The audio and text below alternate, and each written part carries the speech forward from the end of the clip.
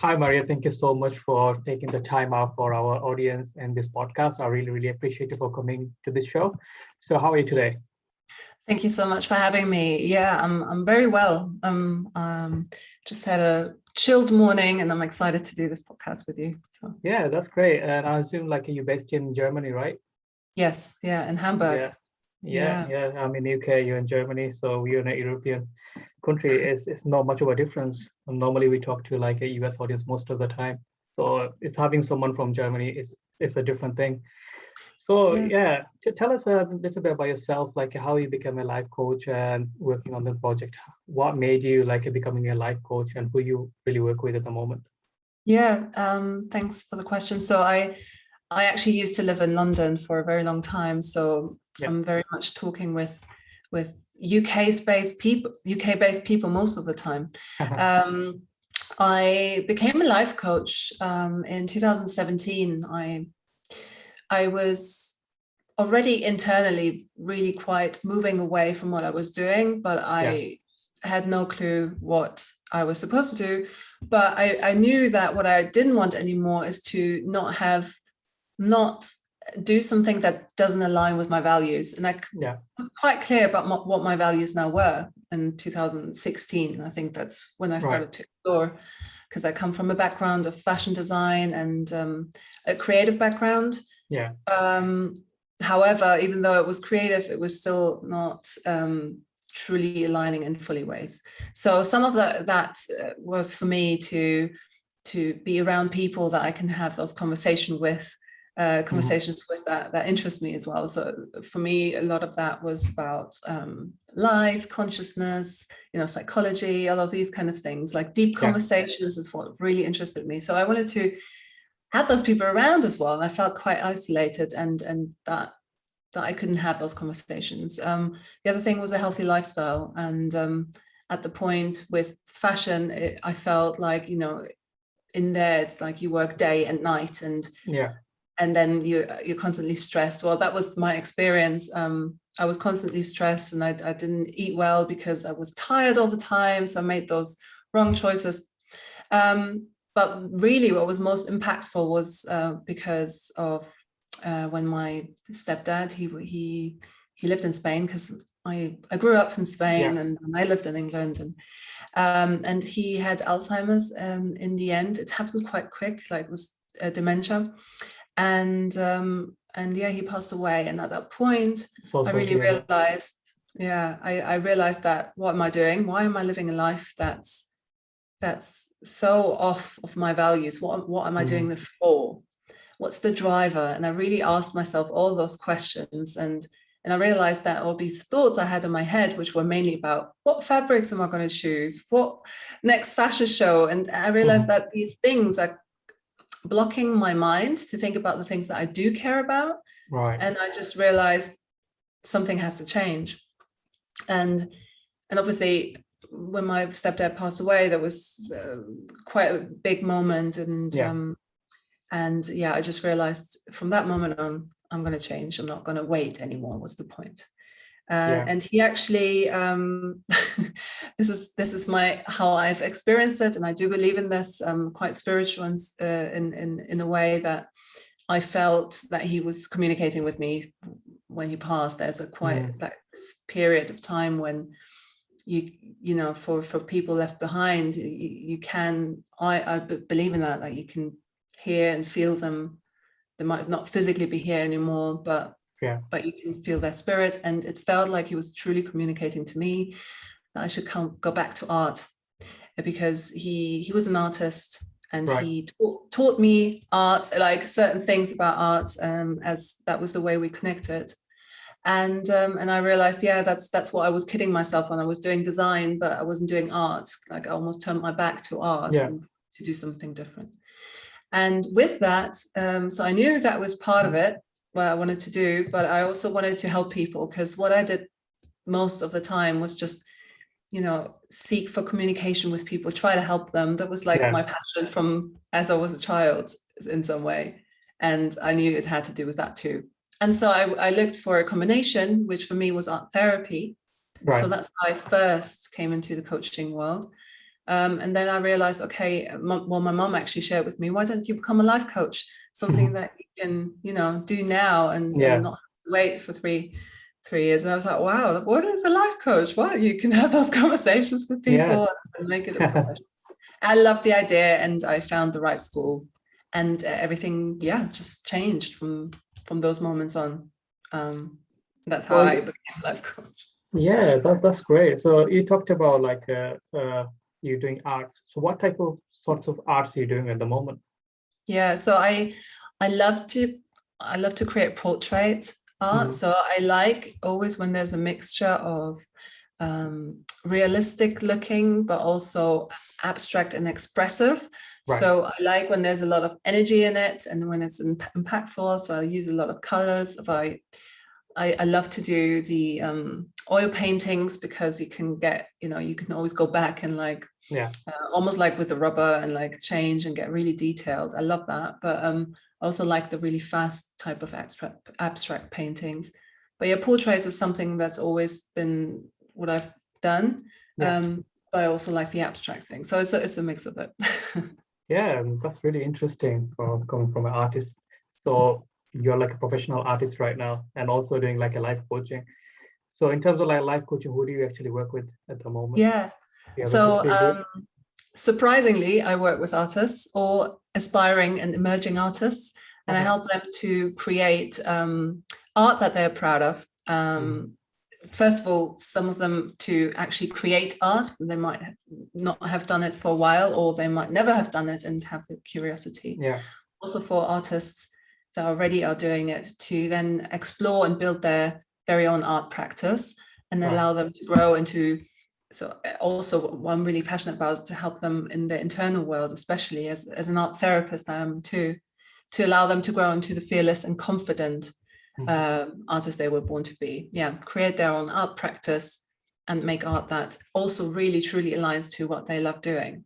Because we can create sometimes, especially in art, we are faced with the decision of, am I creating something now because I want it to look good and I want others to love it, or am I creating something that I truly love to do?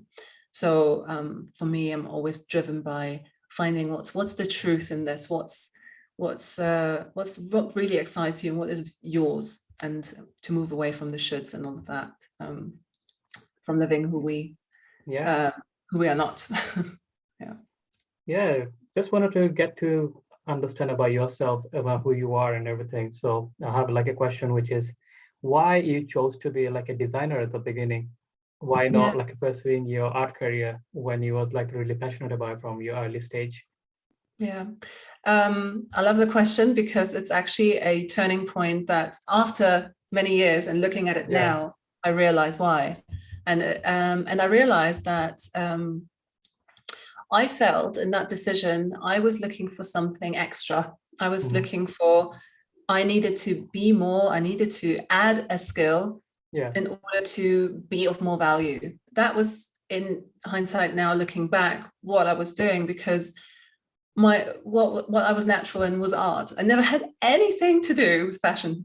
Never. I liked it, but I was not the kind of fashion student that would breathe art and that would know all the designers and stuff. And that, in fact, like living in Spain, I think in a small town in Spain, not saying that they're not fashionable, but we weren't really in like the trendy areas where people would wear the clothes that would be most trendy. When I come to Hamburg to visit my family and my friends, they would always have the newest sort of fashion stuff, and I would always be behind. So in fact, I had nothing to do with it. But funnily enough, I had this need to want to have a new skill, because I thought what I could already do, which was art, wasn't worth anything. I know it sounds bad, but this is somehow what I felt. It's like you didn't see the potential of like a future growth, like financial wise. So that's why you end up like choosing that design career, right? Oh, well, yeah, I thought that, okay, if I know an extra skill now, I can make clothes. So when the hard times hit, I'm able to create clothes. So we're not going to be, you know, we're going to be safe with that. And also another thing that I knew and I was excited about. So it was not all like, I just did it because of that and I was sad about it. And I was actually excited about it because then I thought, oh yeah, you know, I can create art on a new type of canvas. So the canvas are the clothes now, so I can create art on it.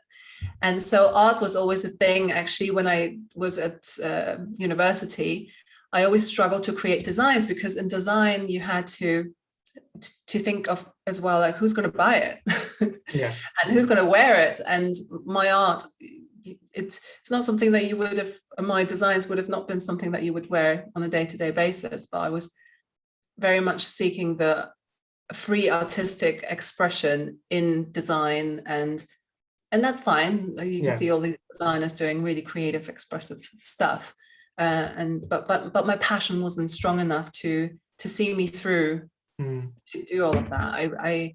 You have to really breathe and really love everything about fashion design to make it as well. And when my belief was like, yeah, I can make it, and I've got, you know, I noticed that a lot of things that didn't resonate with my passion wasn't then strong enough to see me through it. And it didn't came from your inside.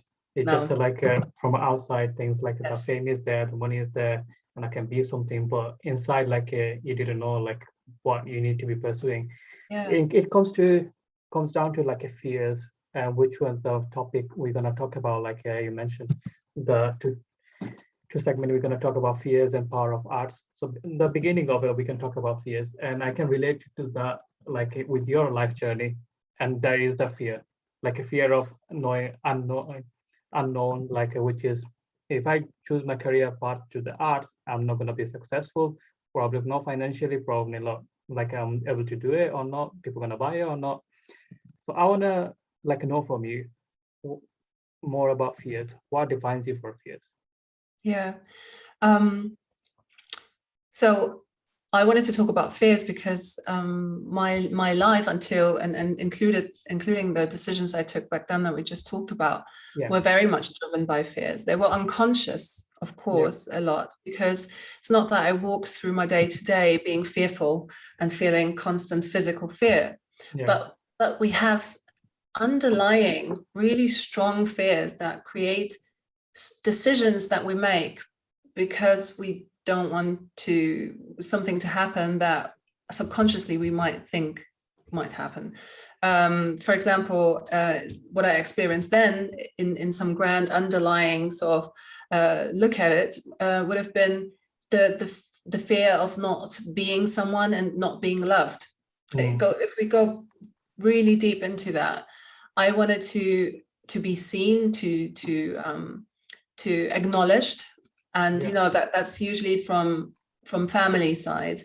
There was one particular family member that has had quite a power in pushing their views and expectations of how things should be. And where I thought I was quite free-spirited, I still subconsciously sort of like lived through those expectations, needing to be somebody, or you want to become somebody, don't you, kind of thing.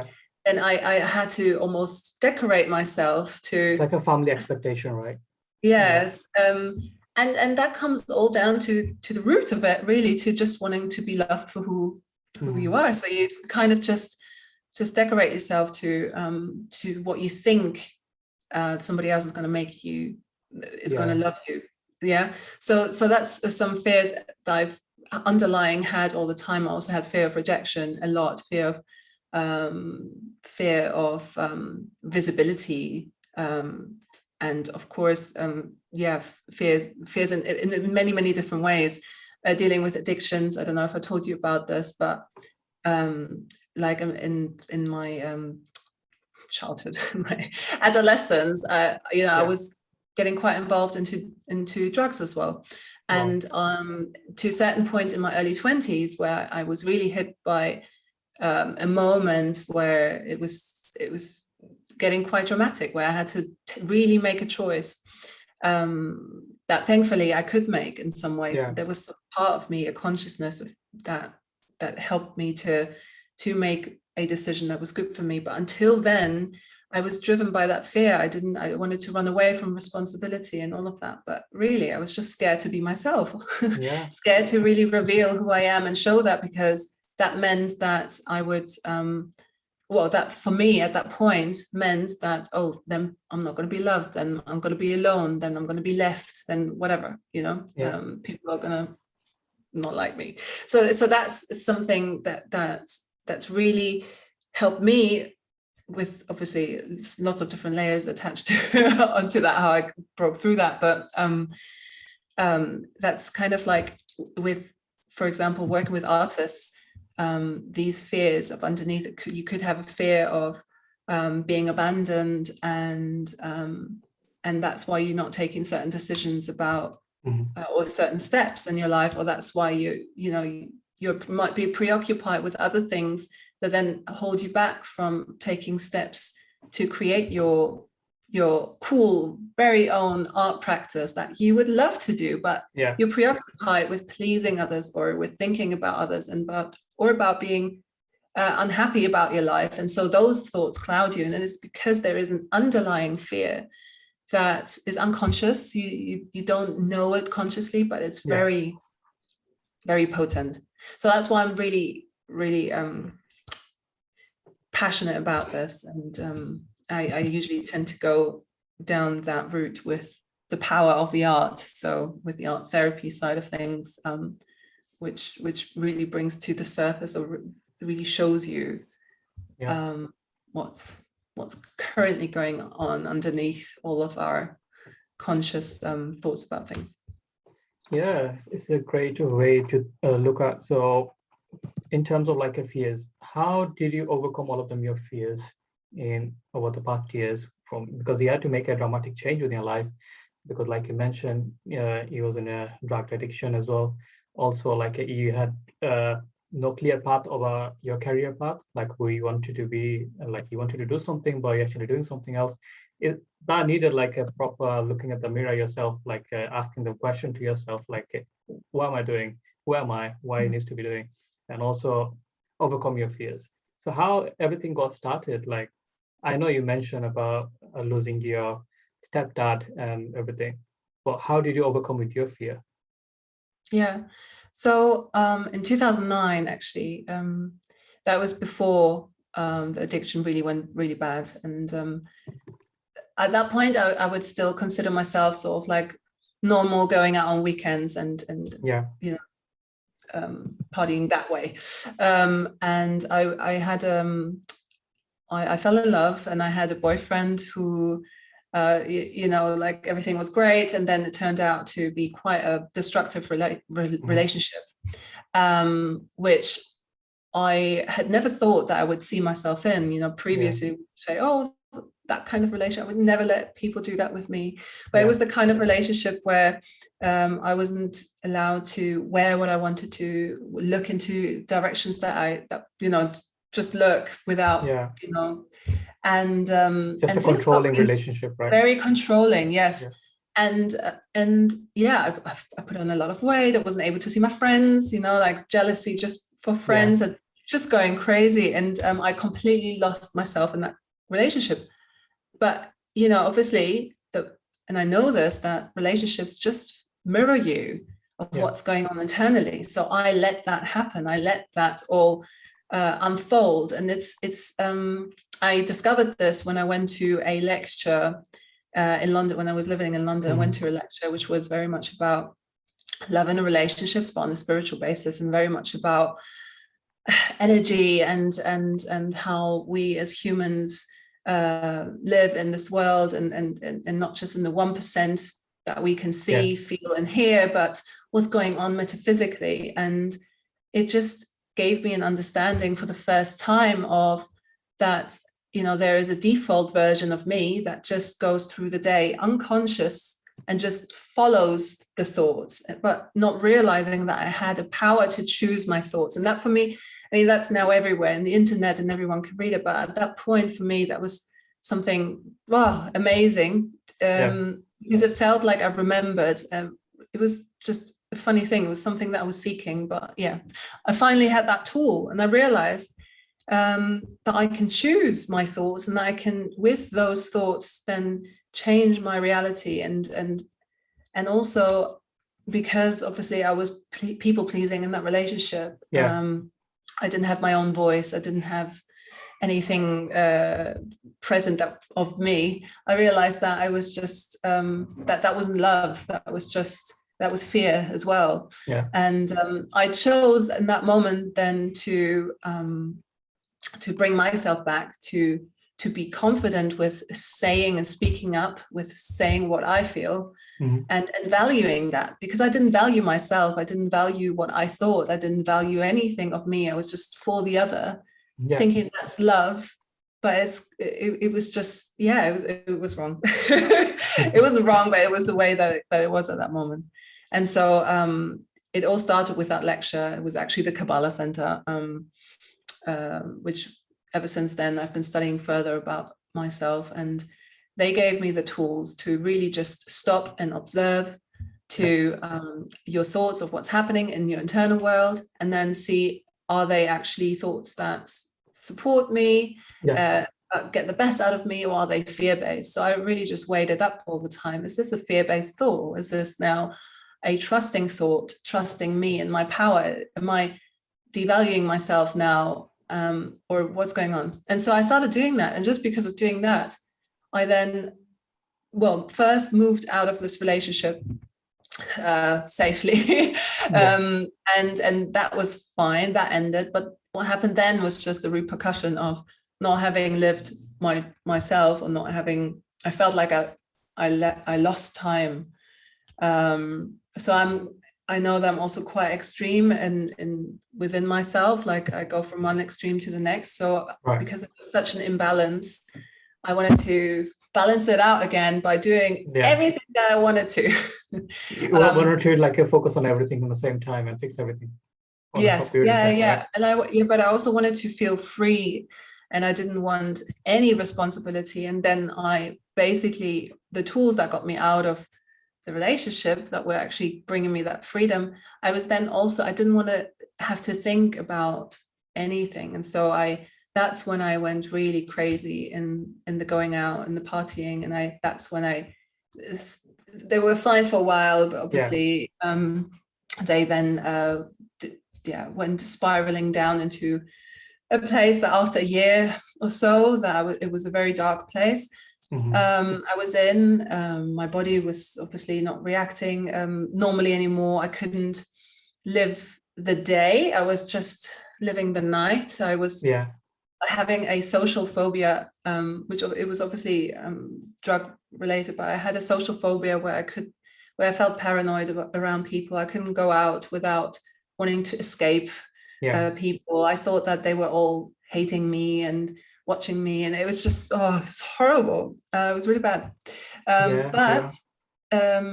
Something, because of having gone through the experience before, how I can take charge of my thoughts, when I hit that dark point and I realized, okay, I'm at the moment I'm causing ripple effects to the people around me that are negative and not positive. I am probably not going to last much longer in this world with what I'm doing to my body. So I decided I'm going to change everything. And because I realized fear is what got me here, it meant that I had to do the opposite. So I was very clear, because it was such an extreme. I knew that fear got me here, so I needed to walk through all my fears. And ever since then, I've just always walked through the fears that I could identify as soon as they came. Everything changed from then on. So I changed my environment, I changed the people. I went through a while of loneliness that then turned into solitude after a while. Obviously, ate well, done exercise and stuff like that. Everything that's good. And creativity, like drawing and painting and all of that. That's a great journey. I have another question related to so how long the process actually takes? So obviously it didn't happen overnight.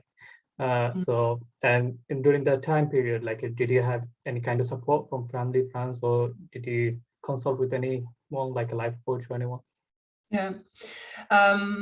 So what I did, and it was a longer process, and it was a process of, it kind of faded out with time. Like there was always eruptions of times where things were really different, and then I might have fallen back into some habits again and stuff like that. So I can't really say when it all completely, it was like 2017 when I got to Germany, when I moved. It's the first time that I really got help, because I started the diploma in coaching, and I started the art therapy course. Right. And that's the first time when I really discovered what true help really means, when somebody really listens to you and supports and helps you. I have to say that my mother has always been supportive of me. Like after that moment that I talked about, she just took me on in Spain, and I kind of, spent lots of time there, and she's always been supportive. But having a coach or an art therapist and that kind of help is absolutely priceless. That the transformation that happened from then on, like within me, it just felt like I could declutter and really clean out all of what's underneath. Even though until 2017, I've done all the work by myself, just seeking lectures and, podcasts and inspirational writing blogs and everything. Mainly I went to the Kabbalah Center, and that's helped me amazingly, and done all the walking through my fears kind of work. But still, that was the mindset I had. I had the great mindset, but I still had all that internal turmoil still. Like, it's still anxieties and, certain things that I couldn't get rid of without actually looking at it properly and being able to identify. So I only had my first coach when I started to do the diploma itself. And I only had an art therapist by doing the diploma myself. And so that's really helped me to arrive within me feeling grounded. We undervalue like having a life coach or like a therapy session, because if you have anything wrong with the body, like physically, like a good temperature or have some ache on the back or something, then we go to doctors and always get checked out. But because of the physical illness, we don't actually commit suicide. We may die because of the disease and the illness, but we don't commit suicide. But only people do commit suicide because of the mental illness, the anxiety, the depression they have, the fear, like you mentioned.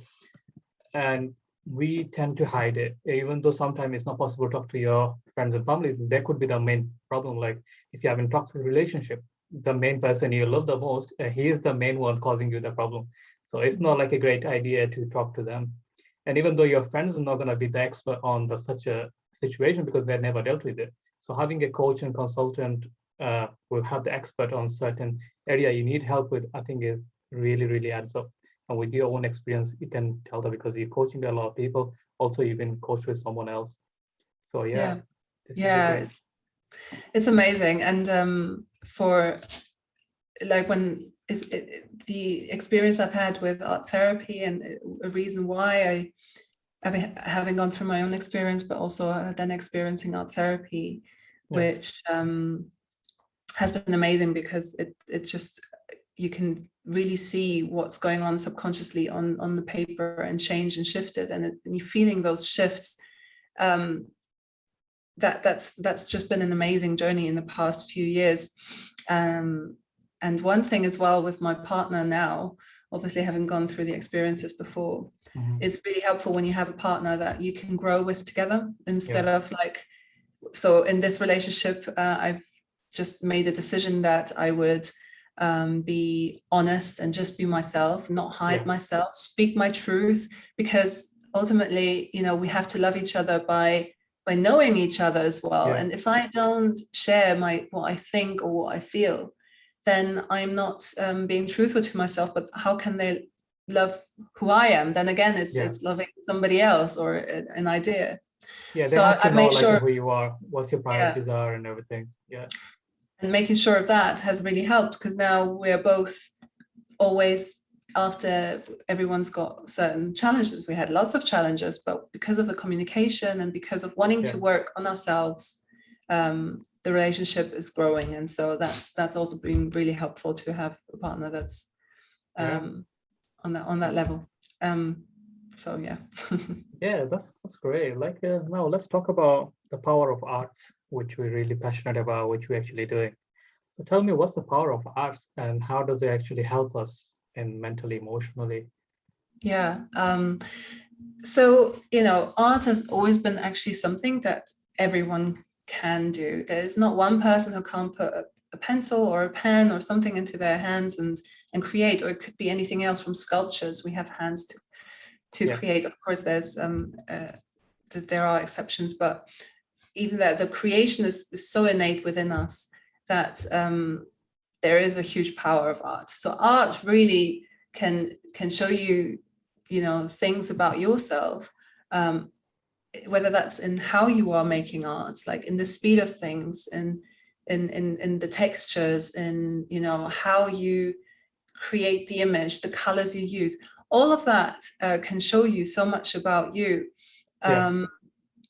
in communication with it. And the thing is, we have internal images that already start within, well, I believe in past life, so I feel that we're carrying that over into this life. But they are images stored within our system, like our every cell or our consciousness, that still drive the way that we behave, think, and act. So let's say you're in the womb of your mom, and the child can already hear and taste and everything that's going on around them. So they might not be able to see what's happening, but those thoughts, those feelings of the mother, or what you can hear, that already creates internal images in our system. And that's how then we start to how our brain starts to form, and it also determines of like what we feel comfortable with and what we feel uncomfortable with. That's what, as well, one area or one aspect of why people are very different, because some things, you, depending on the environment, and makes you feel more home, and others not. So and with art, you can, well, with this particular art method, for example, that I use, what you can do is pick up on those internal images that we have. They could be abstract, and they could be a particular thing that we see, and we paint it, and then it can really show us what's really important right now still for us. Like, let's say a topic that we try to push away all the time, all of a sudden is there, and we can instantly relate to it because we see it. And what we can then do is change it as well. Let's say it's still having an impact on us in a way that's making us feel emotional, like all the time, or angry, or frustrated, or down. We can shift that image on the paper, and it can then change it within us, because the last image that we see, whether that's painted or real, the brain doesn't differentiate. So we can change a lot on that. Another thing, the power of art, obviously through the creation of doing, you are constantly, it's like, you're constantly detoxing yourself in some way, not on the physical level, as well on the physical level, but you are letting the energy of love really come through. I know it sounds cheesy, but in some way, creativity very much is love in action. You're just letting creation come through you. So that really has a healing effect. And it has a healing effect as well, just when you take a pencil in your hand and you press onto paper, that has a healing effect, because it's meditative. It kind of relaxes your brain. And then, instead of being in the frontal lobe trying to solve problems, it kind of like just relaxes that and opens up different areas of the brain where it is meditative on the body, and then you have more intuition come through. So creativity very much is an act of, allowing your creativity to come through, allowing generally, where you're not the one almost controlling. So we can be quite controlling with how things should be in our day, and almost being creative, you're allowing things to just unfold and flourish of how it's meant for you, almost like we think it should be this way, but actually we're allowing things to be coming through us the way that they're meant to.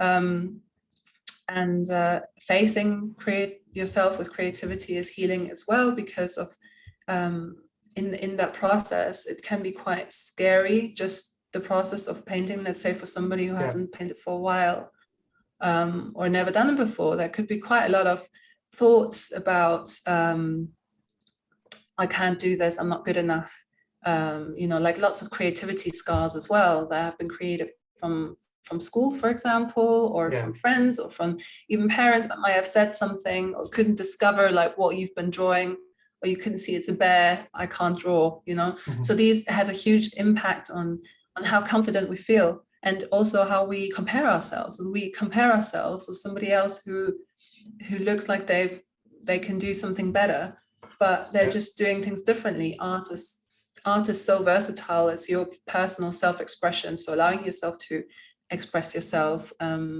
through art can be really freeing to drop those thoughts. I'm not good enough, I can't do this, and gives you confidence to do other things, because it has a ripple effect on other areas.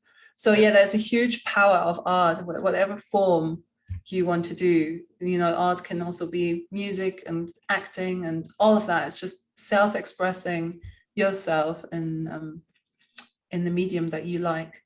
And of course, and from this experience here, I talk from art as painting, but it can be so much more than that. So it's very powerful. I could go.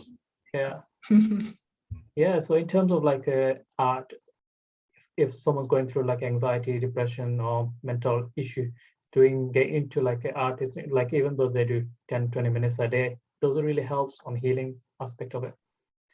Like they can declutter from like outside the noise.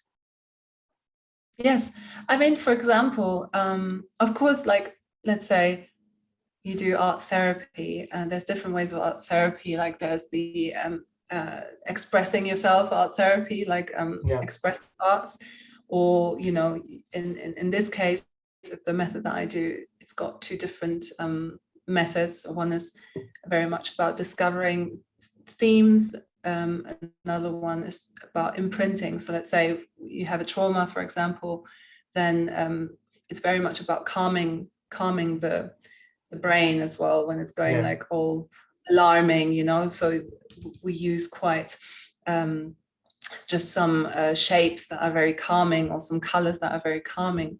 But if you paint every day, it will have an effect of like meditation. It will have an effect like that, because meditating every day also creates space in your mind for that amount of time, and it has very healing effects on your body. So if you did do that every day a little bit, it will become more enjoyable with time, but also give you that moment for yourself. So for sure, that also very much has an effect. Like, for example, you can do the morning pages, just writing every morning, whatever it is, not particular script, but just writing everything that's on your mind, and it declutters it, and then you can really think, or really be present in your day. So I think it brings you a lot of presence, and also a feeling of creating something in your day. So that's great. So those who are listener wants to get into the arts, or like become an artist, how they can get started? How they can get started. So in terms of wanting to create your own art practice, or is that what you mean? Like if someone wants to be like you, like what you're actually doing, how they get started, because obviously you had like past experience. Some people don't have that experience, but they're interested, probably just escape from like day-to-day things. Probably they're passionate about doing it, but never thought about how they can start it. Is there any club to join, or like they do it themselves, or like a online tutorial? Yes. So if you're interested in creating art, let's say you haven't created art, let's start like this, but you're interested, it already says that there is there is a path there for you, that you are an artist. Not everyone has to be an artist, even though I'm saying that everyone's creative. But if you feel like you are, then go out and explore it. Try different things out. If it's painting, or if it's music, or if it's acting, whatever that is for you. But if it is painting, I could say that for anybody, painting has a wonderful impact on you. It's like lots of artists that I talk to as well in my podcast. I interview artists, and a lot of them actually have only discovered that they're an artist in just a year ago, or under a year ago. Their whole lives haven't had anything to do with art, and all of a sudden, by chance, they have discovered that they quite enjoyed it, and it's become their profession within under a year. I find that amazing, because it's a dormant artist and doing amazing stuff. So I would just do it. I know the just do it, I think, is quite powerful, because we have this idea we need to be perfect, or we need to be in a certain place until we can do it, or I need to finish this job first, and then maybe later, 5 years later, after I finish, then I can do what I want. So I would try and find a time to just do it, even if it's, like you mentioned, every day, 2 minutes or 5 minutes. Just pick a pencil, or the next time explore some YouTube videos on how to do watercolor, if that's something you like, or acrylic, and just try things out, really. There's also different courses that you can do to obviously try things out, portfolio courses, if you like, or some other art classes online. There's a wide amount of stuff online. But you explore yourself. Let's say if you haven't done it before, and if you are wanting to get a coach, then get a coach that you can explore that together, so you can figure out what it is that you love doing, and then start doing it together. Obviously, if and like if I meet somebody, then we would jump on a discovery call and actually figure out what they want to do. And then if you want to work with somebody, then you just go and do that, and figure out the path as it unfolds. It's like in the process that you're discovering things.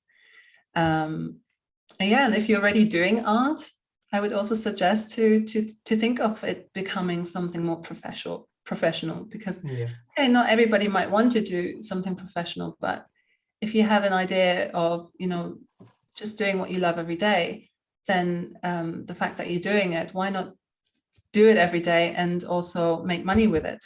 And there's so many beliefs that we have about, but I can't make money for art, or obviously or what my others think about this, like I should just be doing this for enjoyment, or I should just be doing this for healing, or I should, all these shoulds. But why not? It's a fun thing to do, and people will benefit from it as well.